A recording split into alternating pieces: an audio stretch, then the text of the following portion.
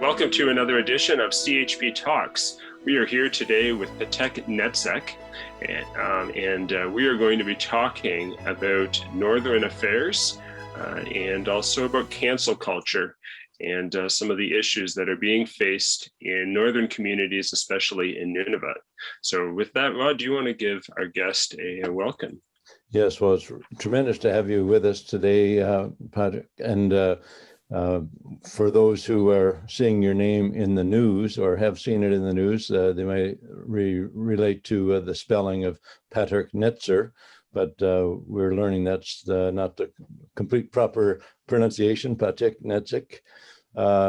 Anyway, Patterk was born and raised in Coral Harbor, Northwest Territories. As a young teenager, Mr. Netser operated a successful fishing and hunting business, selling his cats to the local co-op.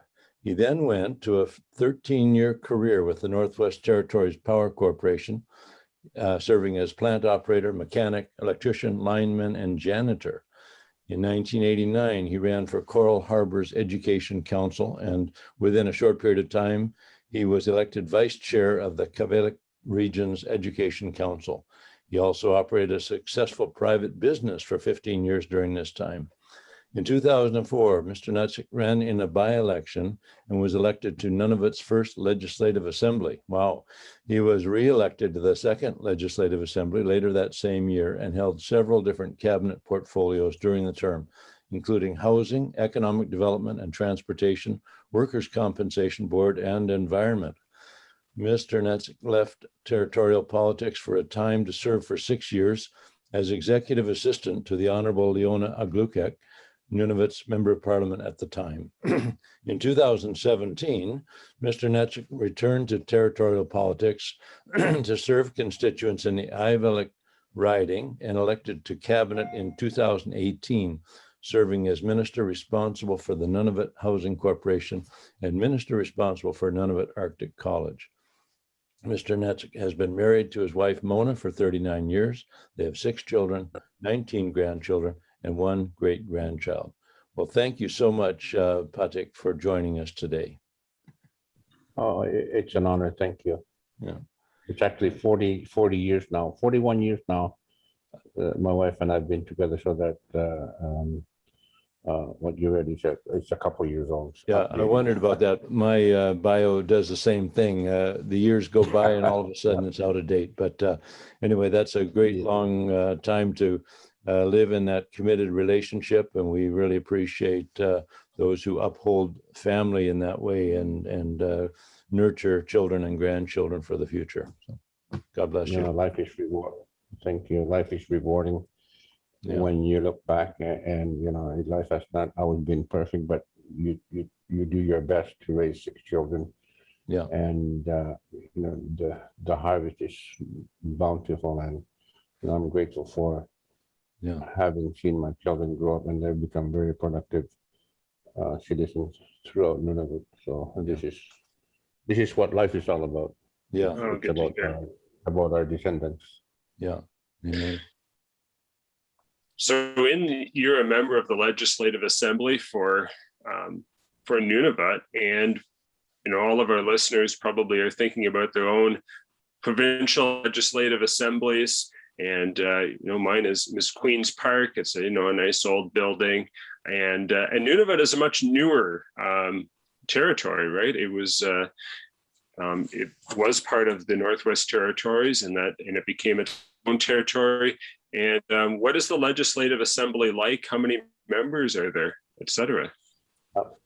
You're correct. We were part of Nunavut, NWT, Nunavut Northwest Territories. Territory, and Nunavut is the youngest territory, as we all know, in Canada.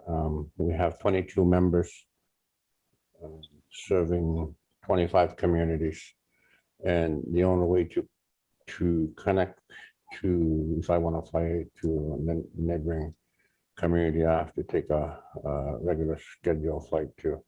And that's the only way we can connect from community to community. Territorial politics, I had no intentions of really going to politics, but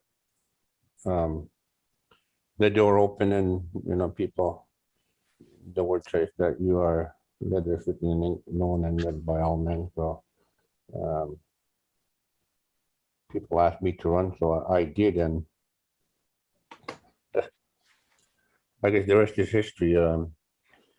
It's a fun world to be in, but a lot of pressures, needless to say. Yeah. Last fall, some of those pressures came to bear with a tweet that you sent out, and a firestorm kind of erupted around that. We certainly agree with the content of your tweet that all lives matter. That should be a statement that every single citizen can agree with. And yet, I guess because of political correctness and the cancel culture, some people took that in the wrong way and were offended by it, and that had consequences for you. Can you tell us a little bit about that? Thank you. Yeah, I had no idea that it would come to me being removed from the cabinet, and you know, I had been reading news over the summer months last year. It was that our federal government had given, I think, up to $700 million to some nations to promote abortions. And here we are in Nunavut. We have severe housing crisis. I was a former minister of housing, and I did visit some communities and went to homes, and a 3-bedroom home consisted of up to 15 people, sometimes 20. Wow. And here we are in severe housing crisis, and our federal government is giving millions and millions of dollars to a foreign nation in supporting, promoting abortion. And, they have a blind eye to our needs up north, Canadians. And so, and all the movement of the Black Lives Matter movement, I started reading all that stuff as well. And I would just blindly put it out there that don't these little lives matter too? And, the United States in years have aborted 600 million or 60 million rather babies over the years. And, what about these little lives? Don't they matter too? Yeah. So that was just my question out there. And of course, my words got twisted by cancel culture, and thus I was removed from cabinet, which really had nothing to do with my duties. I was just being a citizen, concerned citizen for the plight of the unborn, having been a father of six, and 19 grandchildren now. Yeah, well, we're involved. I'm involved in the Pro-Life Society of Smithers here in northern BC, the Bulkley Valley, and have been for a couple of decades, I guess. And we are concerned that, as you are, that a preborn life somehow would be looked at differently than a born life. And of course, federally, they've just had a debate about sex selective abortion, and I guess the powers that be, those currently in government, decided it's okay to even kill a preborn girl because she's a girl, which is abhorrent to us. But in Canada, it's been about 4 million young lives have been taken from us, and unfortunately, that seems to be hidden. That loss seems to be hidden from so many in our society today, including government figures. So we really appreciate, knowing that you have raised your voice in defense of the preborn. And do you have others in your community or among your constituents that have expressed the same concern? Yes, I have been receiving overwhelming support when that recently happened, and certain from all over the world. I really appreciate all the support that I received. I get letters from England, Germany, the United States, and indeed across Canada, in support of my voice in defense of the unborn. Yeah. Yeah. Well, you've mentioned it now. You were the former Minister of Housing, and you've and the needs that you've seen, the dire needs that you've seen in your communities. I think probably there's some sense that it's maybe more difficult to build houses up there. But can you just tell us a little bit about how difficult it is to build houses up in the communities that you represent? Thank you for the question. We are very isolated up here, and everyone knows that we don't have any trees, no forest to create lumber mills. So we have to purchase everything from the south, where the government issues tenders. So you allocate so many houses per year, and it's based on per need per community. So if a community has a higher percentage of needs than community B, then community A will get X number of houses due to the limited funding that we receive as a government. So a tender is called out to build let's say five plexes in community A. So a tender goes out and everything is purchased down south. So, and then they're packaged together and everything is put on sea lift. And so we have a really short shipping season. So most of our dry goods and stuff, the basic needs we get come late in the fall. So this housing material that comes late in the fall, when the weather starts to turn, sometimes constructions don't start till the following year. So we are always a year behind. And just to put the numbers out there, to build a fiveplex, 2-bedroom fiveplex units, 5 units, 2 bedrooms each, it goes up to some cases $5 million. So it's really atrocious. Yeah. Very, very high. Yeah, so that might give some perspective to those who are complaining about, overpriced housing markets in Toronto and Vancouver, et cetera.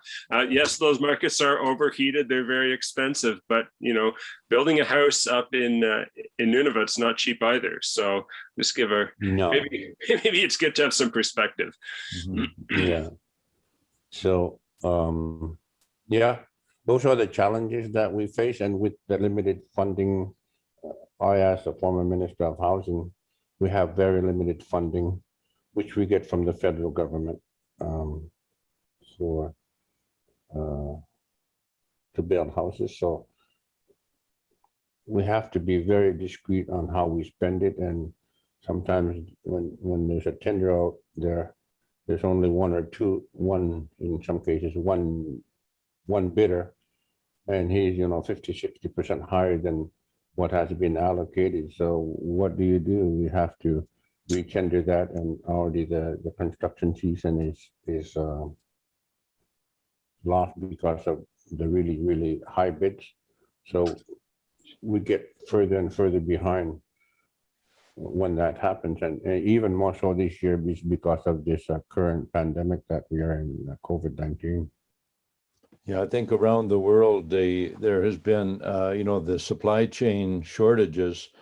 I heard a horrific number months ago already from the United Nations that they expected, because of, supply system disruptions, up to 130 million people could be in a starving situation around the world. So it has affected, even in our communities, prices have certainly gone up on just about everything. And, since productivity is down and, the income ability, people's ability to pay for things is down, I think we're, even in the lower part of Canada, we're going to be feeling the pinch, but maybe even more so where you live. And that affects communities, it affects families. you were sharing with us earlier that there's been like an epidemic of suicides related to the COVID situation, or maybe for other reasons as well. Do you want to share a little bit about that dynamic? Thank you. Having have lost two brothers and two nephews and niece and many other distant family members to suicide over the years, and this COVID is real. I don't deny it, but I think the focus has been the real pandemic that we face up here is the epidemic of suicide, where we watch the news that most people that have had caught the virus COVID-19, the great majority of them have survived, and they've recovered. But certainly in Nunavut, there's been more suicides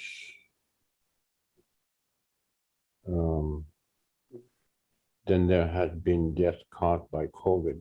I think we've lost 3 to COVID, but in my community alone, we've lost 3 to suicide over the years. And last year, my young nephew, he chose to choose to end his life. And just last night, we just heard from a neighboring community, a 10-year-old hung himself. So these are the real pandemic is that we are in a suicide crisis, and the government is not paying attention to. I believe that the government cannot answer the problem to suicide because it's a spiritual problem. But however, I believe the government could play a big role in promoting family structure to prevent such problems as suicide.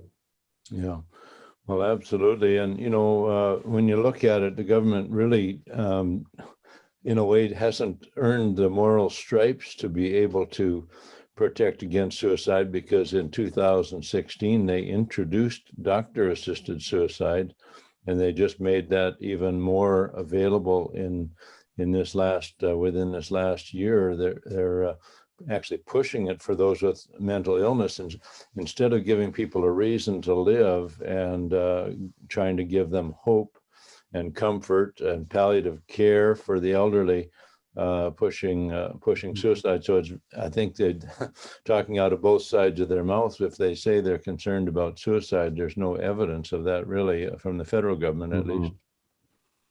That's so true. That medical assistance in dying. We just recently passed a mental health bill as a government of Nunavut, and raised the point of we don't have any institutions up here where we can put the mentally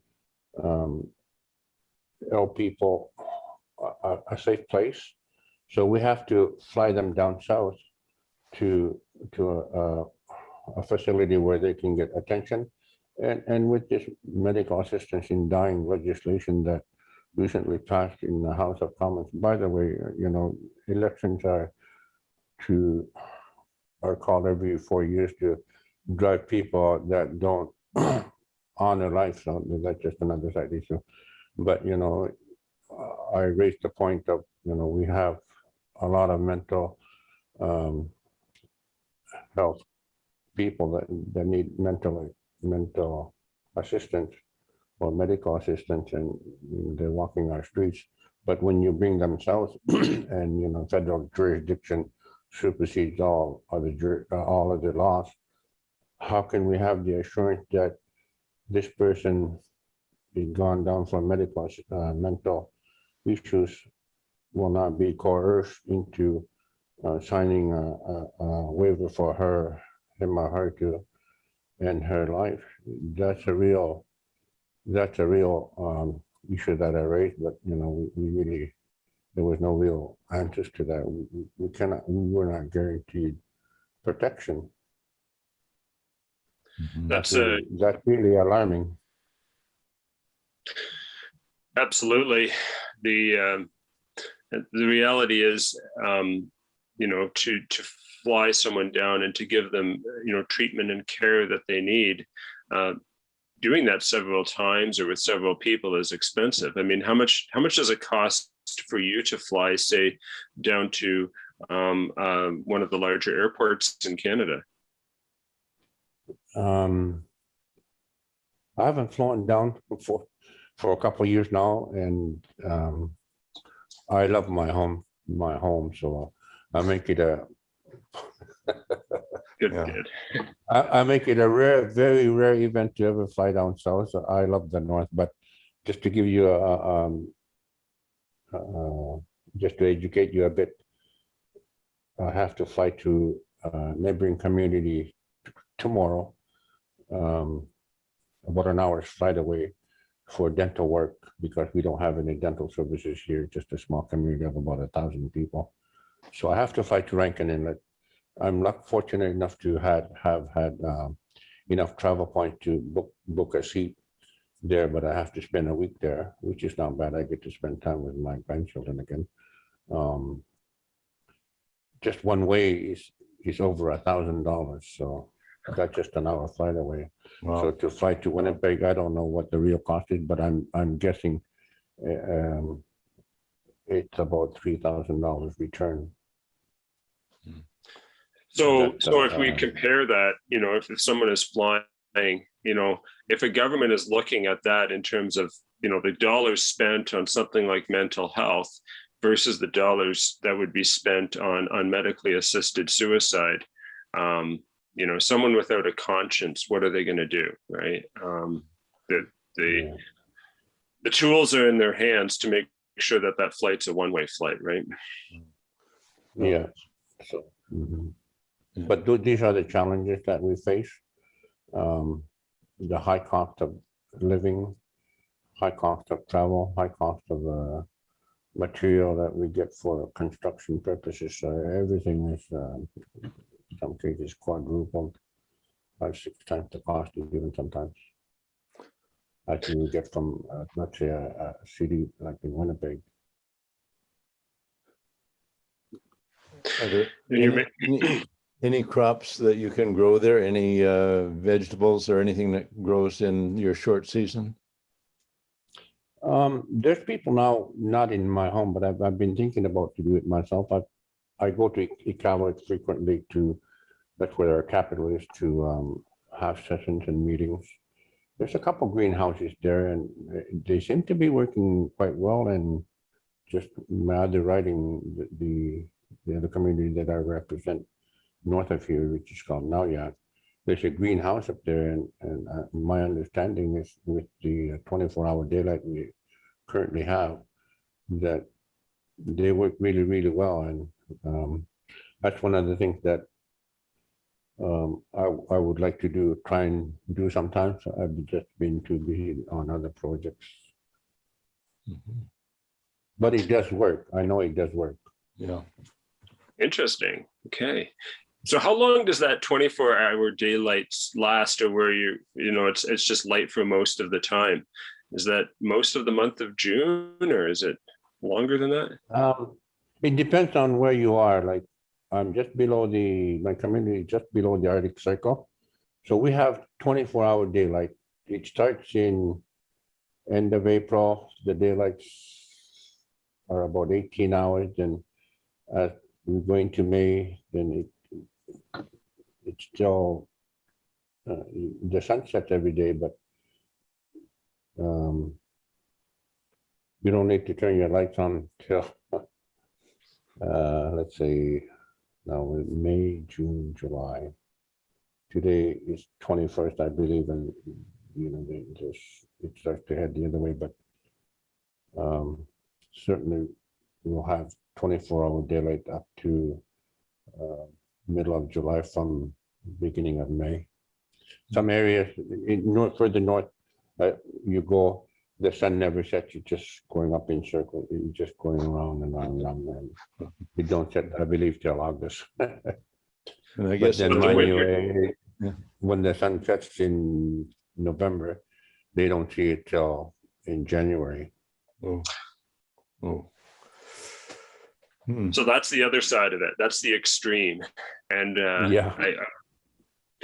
I think that that's probably for some people it seems to be very hard to not have that sunlight. And I mean, does that contribute to mental health issues, or is that something that you just kind of get used to? I think it does to certain people. Like for me, we get the sun every day of the year, but from December, let's say November, the daylight, but December, the sun comes up about 11 and it sets by 12:30, 1 o'clock. So we have very limited daylight. But when I go to another community, when I used to travel as a cabinet member, I would go to communities really, really to the high Arctic, and the sun don't come out. I found that to be very depressing. I do believe that it really it affects a lot of people. The depression sets in when I think it's from lack of vitamin D. Right. Yeah. So maybe on a more fun note, are you still snowmobiling up there? Glad you asked that, because I'm looking out from I'm doing this Zoom with you from my living room, and I'm looking out onto the bay there.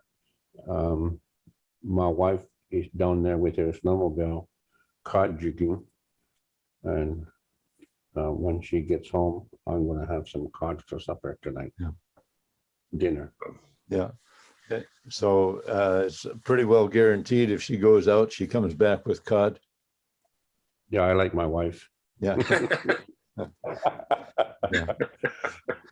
No, I do spend time with her when I can, but I've been pretty busy and around the house. We have our own home, and I've been renovating it for the last 4 or 5 years. Oh yeah. Okay. Well, very good, very good. Well, we asked earlier about we spoke about this sort of conflict, or you're getting blasted by the cancel culture last fall, and I think just wondering what kind of support you've received. I think you mentioned to me personally that you've received support from many places. And I'm just curious, do you think that the public in Nunavut understands your position, or has it been, distorted by the media? Certainly, the media has a lot of influence, and they're part of the cancel culture, and they only share one side of the story. So people are not really that educated in terms of what's real out there. So more people tend to follow the gusts of wind, and when one says one thing but gets twisted another way, those twisted words are the ones that are preached, to say, by the media. The media is vulgar, and I have no use for them. Thank you. Yeah. Yeah, I remember stories from this Civil War that I think one of the Northern generals called them dirty newspaper scribblers. But anyway, some of them were even spying at that time and bringing the message back to the other side. Yeah, so we were talking earlier, and you mentioned you've started a prayer meeting to begin to address or to bring before God some of the concerns in your communities. And so we were, happy to hear that. Obviously, we believe in prayer. We believe that the God who formed all of us, and to whom all lives do matter, also hears and answers prayer. So we're intrigued that you're starting a prayer meeting to call out to him. Yes, I'm going back to your first question on the support that I received from after my being moved from cabinet. There's overwhelming support. I think actually this council culture is just a tiny part of the population, but you know, the saying goes, the squeaky wheel gets the grease. And I think there's actually more people that are pro-life, pro-family than there are of the cancel culture people. But I received letters from all over the world, really England, Germany, the United States, and all across Canada. So I really appreciated the family really appreciated the support and prayers that we went through. It was a really dark time in our life, but you know, we are resilient. And my late mom always used to tell me, whatever you're facing, son, it just for a moment, look at the big picture. This will not last, and you were created to help people. And I always remember that, and those are the words that I stand on. And my late father always used to tell me, you know, son, he went through dark times as well. He tried to be elected many times, but was rejected by people. And he had a really strong moral life. And he would say, you know, you can be alone, but if you're standing righteously, there can be 1,000 people against you, but at the end of the day, because you stood on righteousness, you've won the battle. Always remember that. So those are the things that I stand on. And going to the prayer meeting, you know, I have been waiting for reading the Bible, that when people pray, God listens. And in Malachi, it promises that the hearts of the fathers will be turned to the children, and the children's hearts to the fathers. So I had been reading that and meditating on that. And you know, if we don't take actions, nothing happens. So I decided we're going to start every week, every evening at 9 o'clock at the local ball diamond. And I don't care if nobody shows up. I'm going to go there with my wife. We are going to bless the town, speak positive words over the town, and because we want to see change. The Bible says, "Oh, taste and see that the Lord is good," and I want to see that happening in our community. So I started this prayer group. A few people have been showing up, and last night there was a distraught mother that went to the ball diamond and asked for her family to be prayed for, her boys. So the word is out there. When you have the Lord on your side, the good news is you will come out winning. Yeah. Amen. Amen. Praise the Lord. Amen. Well, were there any final words that you wanted to say? Our time is coming to an end, but are there any things that you want to say to listeners who might be listening from anywhere across the country, or I guess in other places too? Thank you. We are heading in for a fall election. The government of Nunavut, we will drop the writ on the 19th of September. I ask that all of you that pray that we have godly